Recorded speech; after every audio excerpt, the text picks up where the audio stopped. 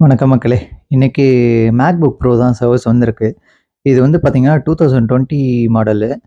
அ A2251 இதான் இதோடைய model number. இது என்ன இஷ்யூ பார்த்தீங்கன்னா, ஆன் ஆகலன்னு சொல்லிட்டு வந்தது. இது ஆல்ரெடி யுகேல சர்வீஸ் குடுத்து ட்ரை பண்ணியிருக்காங்க. அவங்க வந்து போர்டு தான் மாத்துறோம்னு சொல்லி ரிட்டர்ன் குடுத்துட்டாங்க. சரி நான் தொறந்து பார்க்கலான்னு பார்த்தேன். என்ன இஷ்யூன்னு பார்த்தீங்கன்னா, இத நான் கனெக்ட் பண்ண உடனே, இங்க வந்து ஒரு T2 சிப்ன்னு ஒண்ணு இருக்கு.